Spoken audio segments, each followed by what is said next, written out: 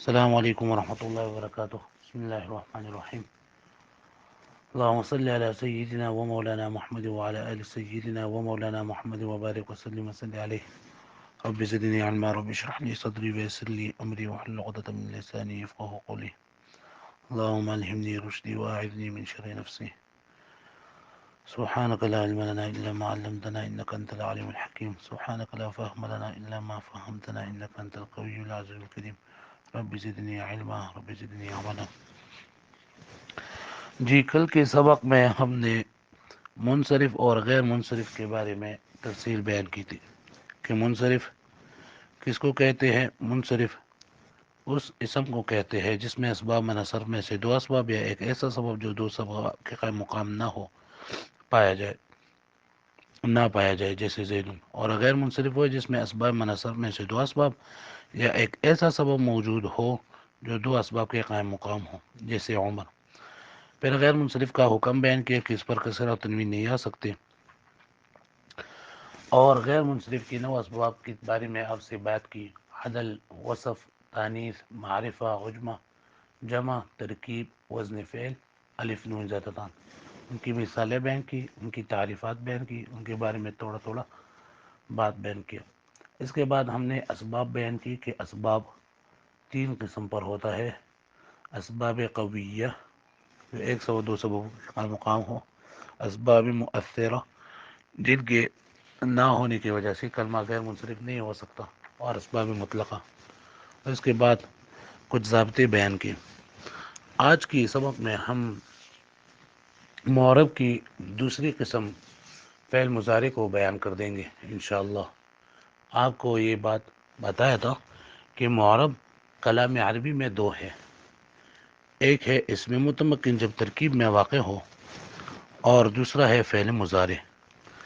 تو فعل مضارع کیا ہے؟ فعل مضارع وہ فعل ہے جو زمانہ موجودہ یا آئندہ میں کسی کام کے ہونے یا کرنے پر دلالت کرے.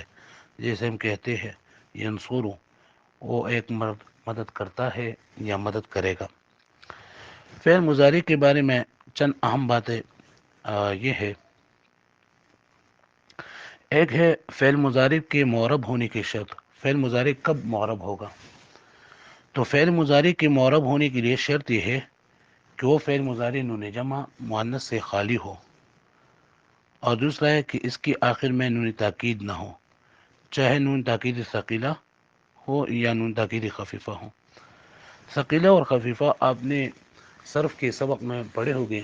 یعنی جس فعل مضارع کے آخر میں نون مشدد ہوگا تو اس کو نون تاکیدی ثقیلہ کہتے ہیں. جیسے ہم کہتے ہیں لینصرن، لینصران.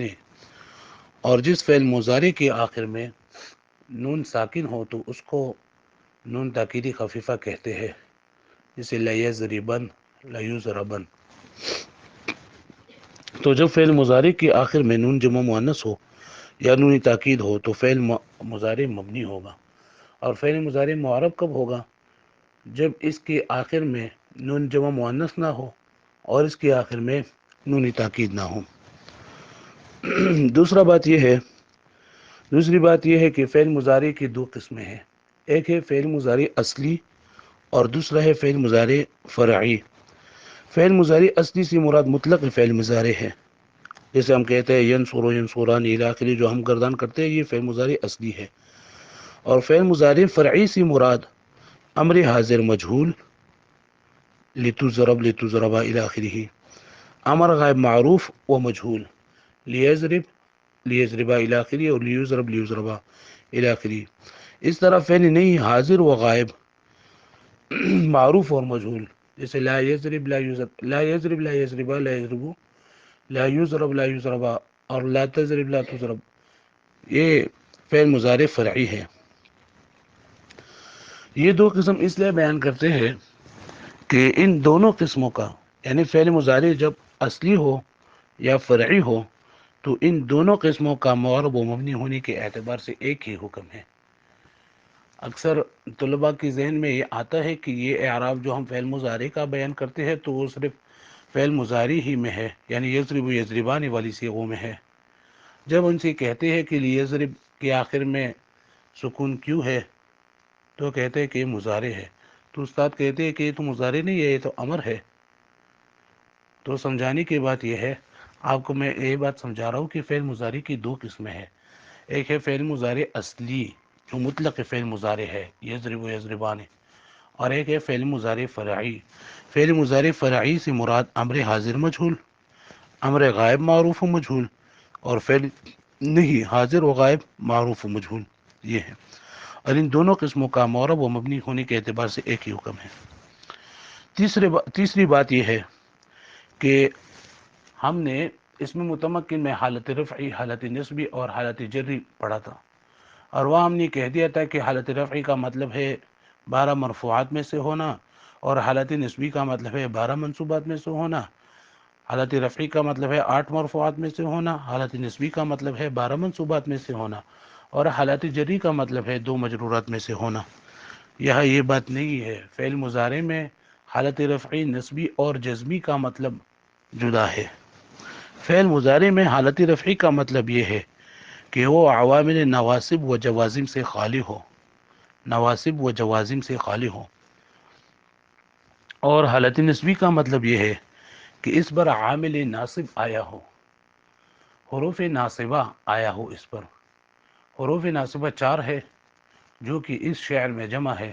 انشاءاللہ آج کے سبق کے بعد انشاءاللہ ہم نظم عامل شروع کر دیں گے، تو اس میں النوع الرابع ہے ان ولن پس کئی اذن ای 4 حرف معتبر نصب مستقبل کند ای جملہ دائم اقتضاء۔ تو یہ النوع الخامس ہے، النوع الخامس ہے حروف ناصبہ، اور اس میں 4 حروف آئے ہیں، ان، لن، کئی، اذن، تو اس کو ناصبہ کہتے ہیں، حروف ناصبہ۔ ناصبہ اس لیے کہتے ہیں کہ اس کو یہ فعل مضارع میں عمل کرتے ہیں، اس کا عمل ہم بیان کریں گے۔ اور حالت جزمی کا مطلب یہ ہے، اسم میں ایک تھا حالت جری، اور حالت جری خاص تھا اسم کے ساتھ، فعل میں ہے حالت جزمی، اور حالت جزمی خاص ہے فعل کے ساتھ۔ آپ کو یہ بات بتایا تھا کہ 4 حالات ہوتے ہیں، حالت رفعی، نصبی، جری، جزمی۔ پھر آپ کو یہ بھی بتایا تھا کہ حالت رفعی اور حالت نصبی اسم میں بھی آ سکتے ہیں اور فعل میں بھی آ سکتے ہیں، لیکن حالت جری خاص ہے اسم کے ساتھ، اور حالت جزمی خاص ہے فعل کے ساتھ۔ تو حالت جزمی کا مطلب یہ ہے کہ اس فعل مضارع پر عوامل جوازم میں سے کوئی عامل داخل ہو۔ جازمہ، حروف جازمہ 5 ہے جو کہ اس شعر میں جمع ہے النوع السادس میں، ان ولم لما ولام امر لائی نہیں نیز، 5 حرف جازم فعلا دہر یک بیدغا۔ تو حروف ناصبہ 5 ہے، ان، حروف جازمہ 5 ہے، ان، لم، لما، لام الامر، اور لائے ناہیہ، ان 5 کو کہتے ہیں حروف جازمہ۔ تو جب حروف جوازم فعل مضارع پر داخل ہو جاتے ہیں تو ہم اس فعل مضارع کو حالت جزمی کہتے ہیں۔ تو 3 حالات ہے، حالت رفعی، حالت نصبی اور حالت جزمی۔ حالت رفعی یہ ہے کہ وہ فعل مضارع عوامل نواسب و جوازم سے خالی ہو، جیسے ہم کہتے ہیں یضربو، تو یضربو یہ مرفوع ہے۔ کیوں مرفوع ہے؟ اس لیے کہ عوامل نواسبہ اور عوامل جوازمہ اس میں نہیں ہے۔ لن یضربہ یہ حالت نصبی ہے، حالت نصبی میں یضربہ پر زبر آیا ہے، فتحہ آیا ہے۔ کیوں آیا ہے؟ اس لیے کہ حالت نصبی میں ہے، اور حالت نصبی میں اس لیے ہے کہ اس میں حرف ناصب لن داخل ہوا ہے۔ اور لم یضرب یہ حالت جزمی میں ہے، حالت جزمی میں یہ ہے اس لیے ہے کہ اس میں عوامل جوازمہ میں سے لم داخل ہو گیا ہے۔ تو 3 بات ہم نے کی، 4 بات۔ ایک ہے فعل مضارع کی تعریف، دوسرا ہم نے کہا فعل مضارع کے معرب ہونے کی شرط کیا ہے، اور تیسرا ہم نے کہا فعل مضارع اصلی کیا ہوتا ہے اور فرعی کیا ہوتا ہے، اور چوتھا چوتھی بات ہم نے بیان کی کہ فعل مضارع میں حالت رفعی، حالت نصبی اور حالت جزمی کا مطلب کیا ہوتا ہے۔ پانچواں بات ہم آج کی سبق میں بیان کریں گے کہ فعل مضارع کی تمام صیغے یا صحیح ہوگے اور یا ناقص ہوگے۔ فعل مضارع کی تمام صیغے یا صحیح ہوگے یا ناقص ہوگے۔ تو صحیح وہ صیغے ہے جن کے آخر میں حرف علت یعنی واو الف یا نہ ہو، واو الف یا نہ ہو، جیسے یضرب، ینصر، یفتح، یقتل، یشکر وغیرہ وغیرہ، کہ جس کی آخر میں واو الف یا نہ ہو تو اس کو صحیح کہتے ہیں۔ دوسرے ہیں ناقص۔ ناقص وہ صیغے ہے جس کے آخر میں حرف علت ہو، جیسے یدعو، یرمی اور یرضا۔ پھر ناقص کی تین قسمیں ہیں: ناقص واوی، ناقص یائی، ناقص الفی۔ تو ناقص واوی وہ ہے جس کے آخر میں واو ما قبل مضموم ہو، جیسے یدعو۔ ناقص یائی وہ ہے جس کے آخر میں یا ما قبل مکسور ہو، جیسے یرمی۔ اور ناقص الفی وہ ہے جس کے آخر میں یا ما قبل مفتوح ہو، جیسے یا، یرما، یخشا، یدعا وغیرہ۔ تو پانچویں بات ہم نے یہ بیان کی کہ فعل مضارع کی تمام صیغے دو قسم پر ہے، یا تو فعل مضارع کی تمام یا تو فعل مضارع کی صیغے صحیح ہوگی اور یا ناقص ہوگی۔ صحیح کا مطلب یہ ہے کہ اس کے آخر میں واو الف یا نہ ہو، اور ناقص کا مطلب ہے کہ اس کے آخر میں واو الف یا ہو۔ پھر ناقص کی تین قسمیں ہیں: ناقص واوی، ناقص یائی، ناقص الفی۔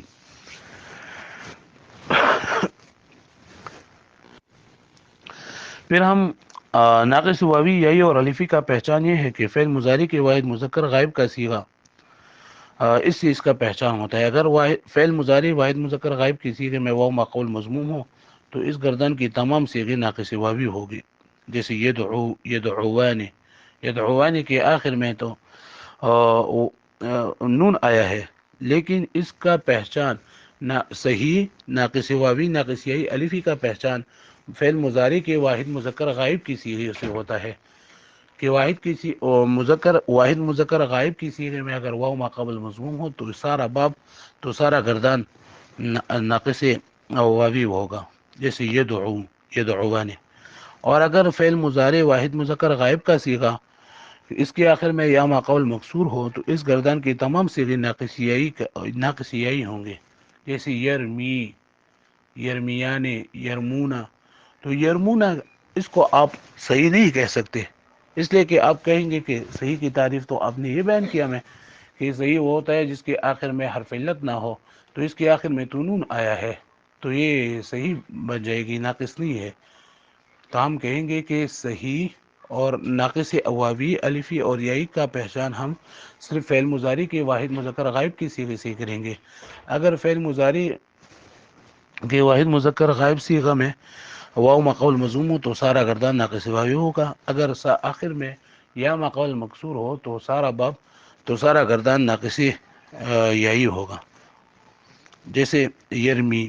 اور اگر واو یا ما قبل مفتوح ہو تو اس گردان کی تمام صیغے ناقص الفی ہوں گے، جیسے یرضا، یدعا۔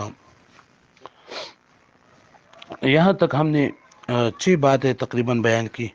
فعل مضارع کس کو کہتے ہیں، فعل مضارع کے معرب ہونے کی شرط، فعل مضارع اصلی اور فرعی کیا ہے، فعل مضارع میں حالت رفعی، نصبی، جزمی کا مطلب، اور فعل مضارع کے تمام صیغے یا تو صحیح ہوں گے یا ناقص ہوں گے، اور پھر ناقص کی اقسام بیان کی اور ناقص واوی یا الفی کی پہچان بیان کیا۔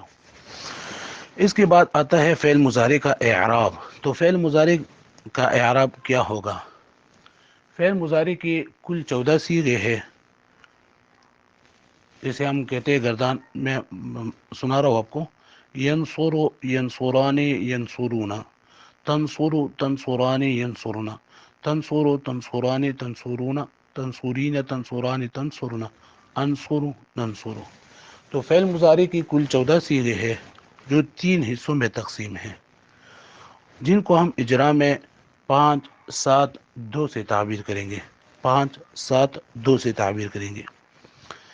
5 کا مطلب ہے مفردات خمسہ، یعنی فعل مضارع کے وہ صیغے جو نونی تثنیہ اور نون اعرابی اور نون جمع سے خالی ہو۔ مفردات خمسہ وہ پانچ صیغے ہے مفردات خمسہ وہ پانچ صیغے ہے جو نون اعرابی اور نون جمع سے خالی ہو، اور یہ پانچ صیغے ہے: واحد مذکر غائب، واحد مؤنث غائب، واحد مذکر حاضر، واحد متکلم اور جمع متکلم۔ جیسے ینصر، تنصر، تنصر، انصر، ننصر، تو اس کو ہم کہہ دیں گے پانچ۔ اس کے بعد ہے سات۔ سات سے مراد وہ سات صیغے ہے جس کے آخر میں نون اعرابی ہوگا، جس کے آخر میں نون اعرابی ہوگا۔ سات صیغے فعل مضارع میں ایسے ہے جس کے آخر میں نون اعرابی ہوتا ہے۔ اس میں چار صیغے تثنیہ کا ہوتا ہے، دو جمع مذکر کا اور ایک ہے واحد مؤنث حاضر کا۔ جیسے ینصران، تنصران، تنصران، تنصران، ینصرون، تنصرون اور تنصرین، اس کو ہم کہہ دیں گے سات۔ اور دو کا مطلب فعل مضارع کے وہ دو صیغے ہے جو کہ مبنی ہے، جمع مؤنث غائب اور جمع مؤنث حاضر کی صیغے، جیسے یضربنا اور تضربنا۔ یہ دو صیغے ہمیشہ مبنی ہوں گے، خواہ صحیح ہو یا ناقص واوی ہو یا ناقص الفی ہو۔ تو ایک اصطلاح ہم نے بیان کیا، پانچ، سات، دو۔ پانچ سے مراد فعل مضارع کے مفردات خمسہ ہے، سات صیغوں سے مراد وہ صیغے ہے جس کے آخر میں نون اعرابی ہو، اور وہ صیغے یہ ہے: ینصران، تنصران، تنصران، تنصران، ینصرون، تنصرون، تنصرین۔ اور دو سے مراد فعل مضارع کے وہ صیغے ہے جو مبنی ہے، یعنی جس کے آخر میں نون جمع مؤنث پیوست ہو۔ ان سات خاجن، پھر اس کا ہم اعراب بتائیں گے۔ تو دو صیغے تو ایسے ہے کہ اس میں اعراب نہیں ہے، یعنی ینصرون اور تنصرون، جمع مؤنث غائب اور جمع مؤنث حاضر، اس میں تو اعراب نہیں ہے۔ باقی چار اقسام میں باقی جو 12 صیغے ہے ان میں چار قسم کے اعراب جاری ہوتے ہیں، چار قسم کے اعراب جاری ہوتے ہیں۔ الصنف الاول ہے مضارع مفرد صحیح۔ مضارع مفرد صحیح کا مطلب یہ ہے کہ فعل مضارع کے آخر میں نون اعرابی نہ ہو، یعنی مفرد کی صیغے ہو، اور صحیح ہو۔ صحیح ہو یعنی اس کے آخر میں نون اعرابی نہ ہو اور نون جمع نہ ہو۔ تو اس کا اعراب حالت رفعی میں ضمہ لفظی کے ساتھ، حالت نصبی میں فتحہ لفظی کے ساتھ، اور حالت جزمی میں سکون کے ساتھ۔ جیسے ہم کہتے ہیں ہوا یضرب، لن یضرب اور لم یضرب۔ ہوا یضرب مثال ہے حالت رفعی کے۔ تو اب ہم دیکھ لیں یضرب کے آخر میں رفع ہے، اس لیے کہ حالت عوامل نواسبہ اور عوامل جوازمہ سے خالی ہے۔ حالت نسبی کی مثال جیسے لن یضرب اور لن تضرب، لن اضرب، لن نضرب، تو اس کے آخر میں نصب آیا ہے، اس کے آخر میں فتحہ آیا ہے، اس لیے کہ اس پر عوامل نواسب داخل ہے۔ اور حالت جزمی کی مثال جیسے لم یضرب، لم تضرب، لم اضرب، لم نضرب۔ تو الصنف الاول ہے مضارع مفرد صحیح، یعنی فعل مضارع کے وہ پانچ صیغے جو مفرد ہو اور صحیح ہو۔ دوسرا اعراب ہے الصنف الثانی۔ الصنف الثانی مضارع مفرد معتل واوی یا یائی۔ مضارع مفرد ناقص واوی یا معتل واوی، بعض کتابوں میں لکھا ہے مضارع مفرد معتل واوی معتل یائی، اور بعض میں لکھا ہے مضارع مفرد ناقص واوی ناقص یائی۔ تو اس کا اعراب حالت رفعی میں ضمہ تقدیری کے ساتھ، حالت نسبی میں فتحہ لفظی کے ساتھ، اور حالت جزمی میں لام کلمہ کے حذف کے ساتھ ہوگا۔ جیسے حالت رفعی کے مثال ہوا یغزو و یرمی، تو یغزو فعل مضارع کی مفرد صیغہ ہے اور معتل واوی ہے یغزو۔ حالت نسبی میں حالت رفعی میں آیا ہے، اس لیے اس پر ضمہ تقدیری ہوگا، ہوا یغزو، ہوا یرمی، اور اس طرح ہوا تغزو،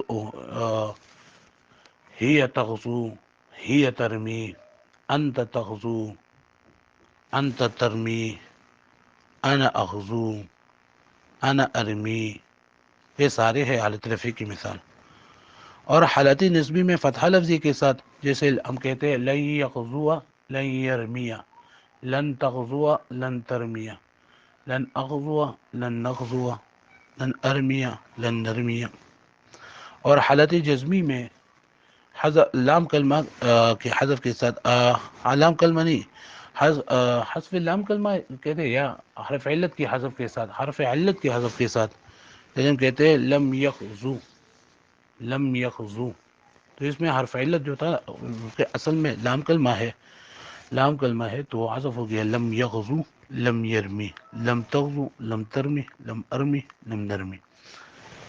تیسرا ہے الصنف الثالث، مضارع مفرد معتلی الفی، مضارع مفرد معتلی الفی، یعنی فعل مضارع کے وہ 5 صیغے جس کے آخر میں حرف علت الف آیا ہو، ناقص الفی بھی کہتے ہیں، معتلی الفی بھی کہتے ہیں، جیسے یخشا اور یرضا۔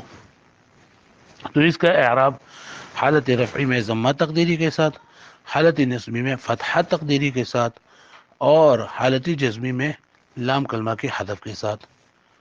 جیسے حالت رفعی میں ہم کہیں گے ہوا یرضا، ہی ترضا، انا ارضا، اور اس طرح یخشا میں دیکھ لے ہوا یخشا، ہی تخشا، انت تخشا، انا اخشا، نحن نخشا۔ حالت نسبی میں بھی فتحہ تقدیری ہوگا، جیسے ہم کہہ دیں گے لن یخشا، لن تخشا، لن تخشا، لن اخشا، لن نخشا۔ اس طرح یرضیا سے لن یرضا، لن ترضا، لن ترضا، لن ارضا، لن نرضا۔ تو یہاں تک ہم نے فعل مضارع کی 3 اصناف بیان کیے، اور پہلی تینوں اصناف کا تعلق مفردات خمسہ کے ساتھ تھا۔ پہلا صنف مضارع مفرد صحیح، دوسرا صنف مضارع مفرد معتل واوی اور یئی، اور تیسرا صنف مضارع مفرد ناقص الفی یا معتل الفی۔ چوتھا قسم ہے مضارع متصل بنون اعرابی، الصنف الرابع مضارع متصل بنون اعرابی، یعنی فعل مضارع کی وہ 7 صیغے جن کے آخر میں نون اعرابی آیا ہو، نون اعرابی آیا ہو۔ نون اعرابی اس نون کو کہتے ہیں جو ضمہ کے عوض میں آیا ہو، جیسے ہم کہتے ہیں یضربو، تو یضربو سے ہم جب یضربانی بناتے ہیں تو الف تثنیہ کا علامت آ گیا، اور یضربو میں جو ضمہ تھا اور اس ضمہ کے عوض میں نون اعرابی آ گیا، تو اس کو نون اعرابی کہتے ہیں۔ تو الصنف الرابع ہے فعل مضارع متصل بنون اعرابی، تو اس کا حالت رفعی ہے، حالت رفعی اس کا ہے اثباتی نون اعرابی کے ساتھ، جیسے ہم کہتے ہیں اور یہ یاد رکھیے کہ فعل مضارع کی یہ چوتھا قسم، یعنی الصنف الرابع مضارع متصل بنون اعرابی، ان کا یہ چاہے صحیح ہو، چاہے معتل الفی ہو، چاہے معتل ناقصی ہو، ناقص واوی ہو، چاہے ناقصی یئی ہو، جو بھی ہو، لیکن اگر اس کے ساتھ نون اعرابی متصل آیا ہو، پیوست آیا ہو، تو اس کا اعراب ایک قسم کا ہوگا۔ حالت رفعی میں نون اعرابی کی اثبات کے ساتھ، یعنی نون اعرابی کو ہم ثابت رکھیں گے، جیسے ہم کہیں گے تثنیہ کی صوغوں میں ہما یضربانی، ہما یغزوانی، ہما یرمیانی، ہما یرزغیانی۔ تو ہما یضربانی صحیح کی مثال ہے، ہما یغزوانی یہ ناقص واوی کا مثال ہے، ہما یرمیانی ناقص یئی کا مثال ہے، اور ہما یرزغیانی یہ ناقص الفی کا مثال ہے۔ اور حالت نسبی اور جزمی اس میں آتا ہے نون کلمہ کے یعنی نون اعرابی کے حذف کے ساتھ، حالت نسبی میں بھی نون حذف ہو جائے گا اور حالت جزمی میں بھی نون حذف ہو جائے گا، جیسے لن یضربا، لن تضربا، لن اضربا، لن یضربا، لن تضربا، لن یضربو، لن یغزو، لن یرمو، لن یرزو۔ اور حالت جزمی کی مثال جیسے لم تضربی، لم تغزی، لم ترمی اور لم ترزو۔ تو یہ تھا فعل مضارع کا سبق۔ تو فعل مضارع کے سبق میں ہم نے 7-8 بات کی تقریباً۔